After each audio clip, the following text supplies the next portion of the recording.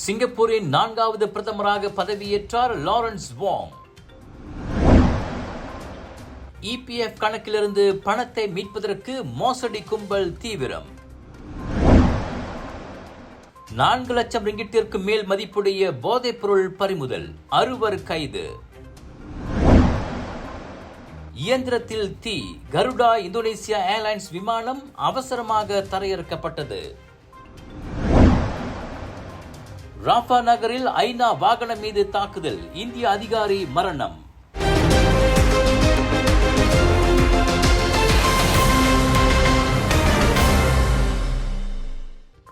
மழலையர் கல்வி தொடங்கி பல்கலைக்கழகங்கள் வரையிலும் கற்றல் கற்பித்தலில் செயற்கை நுண்ணறிவு ஊடுருவி வருகிறது. அதிலும் குறிப்பாக 2027ஆம் ஆண்டு அறிமுகம் காணவுள்ள ஜிரையவரா குறிக்குலம் எனும் பள்ளிகளுக்கான புதிய கடை திட்டத்தில் அதிகமாக அதன் தாக்கம் இருக்கும் என முனைவர் குமரன்வேலு ராமசாமி விவரித்தார். கல்வி அமைச்சர் மாண்புமிகு ஃபர்லினா அவர்கள் இந்த கலைத்திட்டத்தில் டிஜிட்டல் பயன்பாடு, அதாவது டிஜிட்டல் கல்வின்னு சொல்கிறோம்ல, இலக்கவியல் கல்வி கொள்கை அப்படின்னு சொல்லி ஒன்று அறிமுகப்படுத்தினாங்க கடந்த ஆண்டு தான். ஸோ இப்போ இந்த ஆண்டு பார்த்திங்கன்னா நம்மளோட ஆசிரியர் தினத்தோட கருப்பொருள் பார்த்திங்கன்னா அதை பற்றி இருக்கும். ஸோ அதில் நீங்கள் பார்த்தீங்கன்னா அந்த டிஜிட்டல்ன்றதுக்கு அவ்வளோ பெரிய முக்கியத்துவம் கொடுத்துருக்காங்க. அதுதான் அந்த மின்னியல். டிஜிட்டல்ன்றது இலக்கவியல், மின்னியல். அதை பயன்படுத்தி தான் இனி வரும் காலங்களில் மாணவர்கள் கல்வி கற்பாங்க. இது கற்றல் கற்பித்தல் நடைபெறும். நிர்வாகம், பள்ளி நிர்வாகம் கூட பெற்றோர்கள் வீட்டுக்கு எதையும் பள்ளிக்கூடத்துக்கு இனிமேல் தெரிஞ்சு கொண்ட அவசியம் கூட இருக்காது. அந்த ஏஐ பயன்படுத்திட்டு வகுப்பில் என்ன நடக்குதுன்னு கூட அங்கேருந்து அவங்க வீட்டிலேருந்து பார்க்கக்கூடிய ஒரு சூழலை எதிர்காலத்தில் ஏற்படுத்தக்கூடிய வாய்ப்புகளும் இருக்குது. எல்லா வகையான நிர்வாகமும் டிஜிட்டல் மயமாயிரும். அப்போது பேப்பர்லெஸ். ஸோ அந்த குறிக்கலத்தில் என்ன இருக்குது, அதில் உள்ளடக்கம் என்ன, இந்த குறிக்கலம் நம்முடைய சமுதாயத்துக்கும் குறிப்பாக தமிழ் பள்ளிகளுக்கும் தமிழ் ஆசிரியர்களுக்கும் என்ன தெரியணும், இதனால் என்ன விளைவுகள் ஏற்படும், எப்படி நம்ம வருமுன் காப்போம்னு சொல்லுவோம்ல, அதுபோல் இந்த கலைத்திட்டம் வருவதற்கு முன்பு எப்படி நாம் நம்மை தயார் நிலையில் வைத்துக்கொள்வது, குறிப்பாக பெற்றோர்களுக்கு தெரியணும் நம்முடைய 2027க்கு பிறகு நம்முடைய குழந்தைகளுக்கு என்னென்ன தேவை, எதை நம்ம தயார் நிலையில் வச்சுருக்கணும் அப்படின்னு பெற்றோர்களும் தெரியணும். அப்படி தெரியலன்னா நம்ம பின்தங்கி போயிடும். அந்த வகையில் கல்வி முறையில் நுழைந்துள்ள செயற்கை நுண்ணறிவு புதிய வடிவில் கல்வி முறையை கட்டமைக்க தொடங்கிவிட்டது. அடுத்த கட்ட வளர்ச்சிக்கும் அது இட்டு சென்று கொண்டிருக்கிறது எனலாம். இதனிடையே பெற்றோர்களுக்கும் இந்த கலைத்திட்ட மாற்றங்கள் குறித்த விழிப்புணர்வு இருக்க வேண்டும் எனும் நோக்கில் மின்னியல் யுகத்தில் தமிழ் கல்வி எனும் நிகழ்ச்சியை தமிழ் அறவாரியம் முன்னெடுத்துள்ளது என்கிறார் அவ்வாரியத்தின் பொருளாளர் குணசேகரன். ஆக பெற்றோர்கள் இதை ஏன் முகாமையாக கருத்தில் கொண்டு கலந்து கொள்ள வேண்டும் என்றால், மாணவர்கள் எந்த நிலையை நோக்கி செல்கின்றார்கள், அவர்களுடைய பிள்ளைகள் எதை நோக்கி செல்ல இருக்கின்றார்கள், வருங்காலத்தில் எப்படிப்பட்ட சமுதாயமாக இந்த பிள்ளைகள் மாறி நிற்கப் போகின்றார்கள் என்பதை இந்த ஏஐ நுண்ணறிவு கல்வி ஒரு பெரிய பங்கை ஆற்ற இருக்கின்றது. நாம் கடந்த காலங்களில் கணினி அல்லது கைபேசி போன்றவர்களை பயன்படுத்தும் பயனீட்டாளர்களாக மட்டுமே இருந்து வந்திருக்கின்றோம். ஆனால் இந்த ஏஐ நுண்ணறிவு கல்வி என்பது நமது மாணவர்களை படைப்பாளிகளாக உருவாக்க திறன் கொண்டவர்களாக மாற்ற இருக்கின்றது. அந்த நிலைக்கு பெற்றோர்கள் தங்கள் பிள்ளைகளை கல்வி நிலையில் மேம்படுத்தி கொண்டு செல்ல வேண்டிய நிலைக்கு தள்ளப்பட இருக்கின்றார்கள். அதை அறிந்து கொள்வதற்காக தான் நம்முடைய இந்த கலந்துரையாடல். தமிழ் அறவாரியம், தமிழ் பள்ளி மேலாளர் வாரியம், மலேசிய தமிழ் பள்ளி தலைமை ஆசிரியர் கழகம் இணைந்து ஏற்பாடு செய்திருக்கும் இந்த நிகழ்ச்சி வருகின்ற மே 18ஆம் திகதி 2ஆம் முறையாக கடாவிலும் தொடர்ந்து 3வது அங்கம் 22 ஜூன் அன்று ஜொஹூரிலும் நடைபெறவுள்ளது. மின்னியல் யுகத்தில் தமிழ் கல்வி எனும் கலந்துரையாடலில் தமிழ் கல்வி வளர்ச்சிக்கு இலக்கவியலின் பங்கு, பெற்றோரிடையே பாடத்திட்ட உருமாற்றத்தை பற்றிய விழிப்புணர்வு வழங்குதல் என 3 பகுதிகளாக நடைபெறும் என்கிறார் அதன் தலைவர் AK கிருஷ்ணன். இக்கலந்துரையாடலாகப்பட்டது 3 பிரிவுகளாக நடத்தப்படும். முதல் பேச்சாளர் கல்வி திட்ட உருமாற்றம் தொட்டு பேசுவார். அவர் கல்வி திட்டத்தில் என்னென்ன மாற்றங்கள் ஏற்பட்டுவிட்டன, அவற்றை எவ்வாறு மாணவர்களிடையே சமர்ப்பிப்பது, மாணவர்கள் எவ்வாறு சிறந்து விளங்கலாம் அந்த கல்வி திட்ட உருமாற்றத்தில், அத்துடன் மட்டுமல்லாமல் என்ன செய்தால் பெற்றோர்களுக்கு எளிதாக இருக்கும், பெற்றோர்கள் என்ன செய்ய வேண்டும் என்பதை விளக்குவதற்காக நடத்தப்படுவதே இந்த கலந்துரையாடலாகும். இரண்டாம், அவர் கல்வி திட்டத்தில் உருமாற்றம் கண்டதோடு அல்லாமல் சோதனைகளும் மாறுபட்டு விளங்குகின்றது. மாறுபட்ட ஒரு சோதனையை மாணவர்கள் கையாள வேண்டும் என்பதற்காக அதனை ஒட்டி விளக்கமாக இரண்டாவது பேச்சாளர் விளக்குவார். மூன்றாவது பேச்சாளர் பற்றுவர் இணைய பயன்பாட்டை பற்றி பேசுவதோடு அல்லாமல் இணையத்தை எவ்வாறு கையாளலாம், எந்த வகையில் கையாளலாம், எப்படி கையாண்டால் சிறப்பாக இருக்கும் என்பதை ஒட்டி அவர் விளக்கமளிப்பார். வருகின்ற மே மாதம் 18ஆம் தேதி நடைபெறவிருக்கும் இக்கலந்துரையாடலில் பெற்றோர்கள் மற்றும் ஆசிரியர்கள், பள்ளி வாரியம் மற்றும் பெற்றோர் ஆசிரியர் சங்கம் அனைத்தும் சேர்ந்து ஏறக்குறைய 250 பேர்கள் கலந்து கொள்ள வேண்டும் என்பது எங்களுடைய ஆவல். டிஜிட்டல் தொழில்நுட்பம் கல்வித்துறையிலும் புரட்சியை ஏற்படுத்தி வரும் நிலையில் பெற்றோர்களும் ஆசிரியர்களும் அது குறித்து விழிப்புணர்வுடன் இருப்பது மிகவும் அவசியம் என்கிறார் அவர். ஆகையால் விரைந்து கூகுள் படிவம் வழி பதிந்து தொழில்நுட்பத்துடன் தமிழ் பள்ளிகளை வளப்படுத்தும் நிகழ்ச்சிக்கு பெற்றோர்களும் ஆசிரியர்களும் அணிவகுக்குமாறு ஏற்பாட்டு குழுவினர்கள் சார்பாக அதன் தலைவர் AK கிருஷ்ணன் கேட்டுக்கொண்டார்.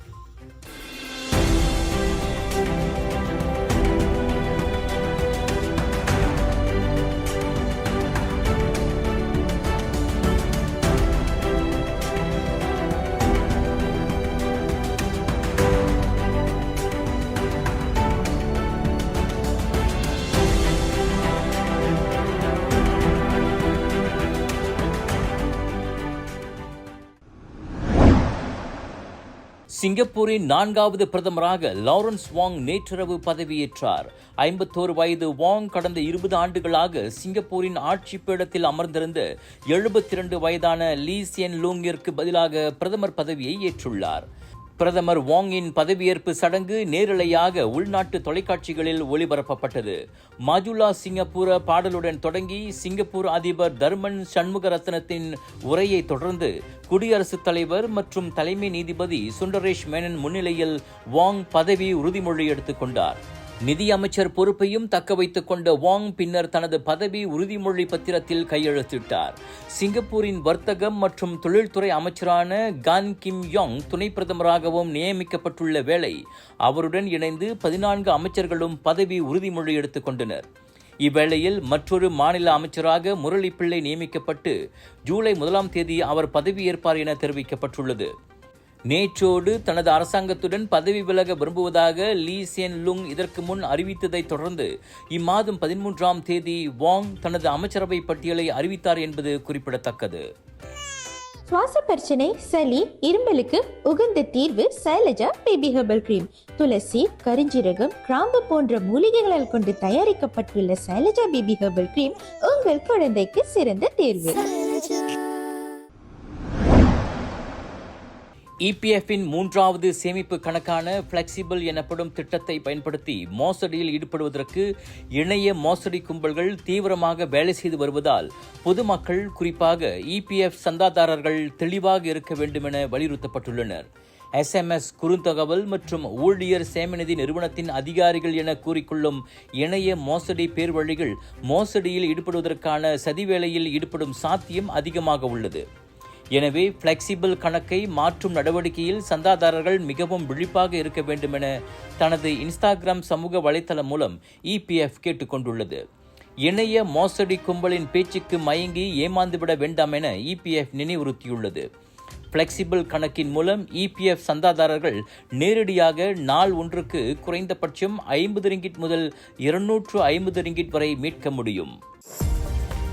இந்தியாவுக்கான 1 மாதம், 1 வருடம் மற்றும் 5 வருடத்திற்கான விசா வேண்டுமா? இதனை எளிதான மற்றும் விரைவான சேவையில் பெற உடனே அணுகுங்கள் Zeenath travel and tours.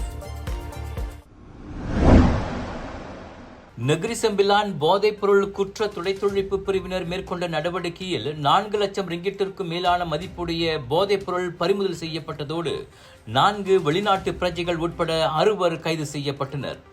ஸ்ரம்பானில் Jalan Sungai ஊஜோங் bus நிலையத்தின் முதலாவது முனையத்தில் மேற்கொள்ளப்பட்ட நடவடிக்கையின் போது 5203 கிராம் ஷாபு போதைப்பொருள் பறிமுதல் செய்யப்பட்டதாக நெகிரி செம்பிலான் போலீஸ் தலைவர் ஹமட் ஜாஃபர் முகமது யூசுப் கூறினார்.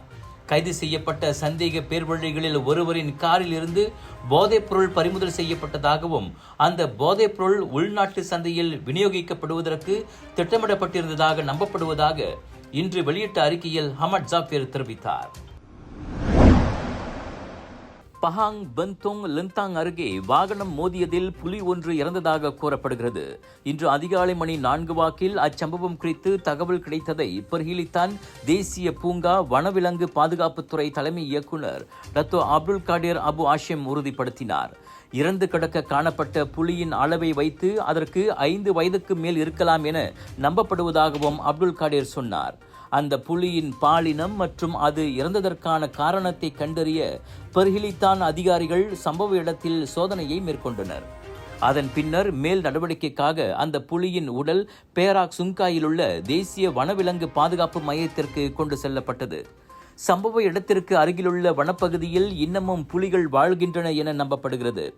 முன்னதாக கடந்த ஆண்டு நவம்பர் 9ஆம் தேதி வடக்கு தெற்கு நெடுஞ்சாலையில் குவா தெம்புரோங் ஓய்வு பகுதிக்கு அருகே புலி ஒன்று ட்ரெய்லர் மோதி இறந்த வேளை கடந்த மார்ச் 21ஆம் தேதி WCE மேற்கு கடற்கரை நெடுஞ்சாலையில் துரோங்கிலிருந்து புருவா செல்லும் பாதையில் வாகனம் மோதி புலி ஒன்று இறந்து கிடந்தது குறிப்பிடத்தக்கது.